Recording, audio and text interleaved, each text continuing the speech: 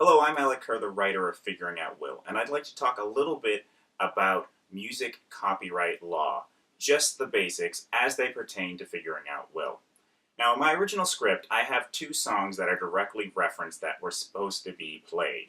One at the beginning, which is the first punchline to the first joke, and one in the end, and both are very integral to the way the plot unfolds and concludes. So I needed to have them, or at the very least, a song in their place. Now, the guidelines for the New York Summerfest do not allow for copyrighted material unless you secure the rights and pay for the rights. Now, with music, there are actually two copyrights for every song, a publishing and a recording, and they're not necessarily one and the same. For example, Sia regularly writes songs for other people, including Rihanna, like the song Diamonds. So she would have the publishing rights and Rihanna would have the recording rights. But it's not necessarily that simple either, because, and I don't know if this is the case, but a lot of times the record label has the copyright for a song. And so that's a whole other ball of wax that we do not need to get into. But it just goes to show how complex this can be, and why I didn't want to go down that rabbit hole of trying to find out who owns the copyright, how much it's going to cost, and all of that. Especially since one of my songs I wanted to use was going to be a Beatles song. So what was my solution? My solution was to start exploring public domain songs.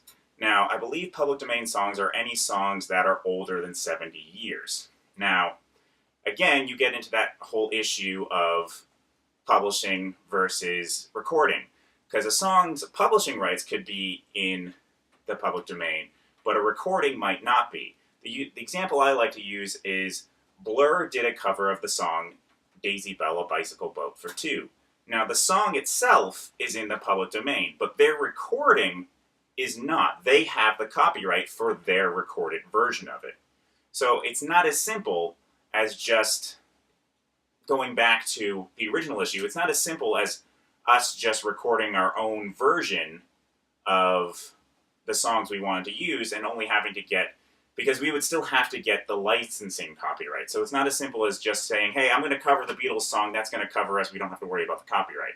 It's not that simple. And it's not that simple with public domain songs, unless you find a recording that is older than 70 years, that's of decent quality. And we were able to find one that fit that bill that will be used in the conclusion. As for the song at the beginning, again, I don't want to spoil what these songs are.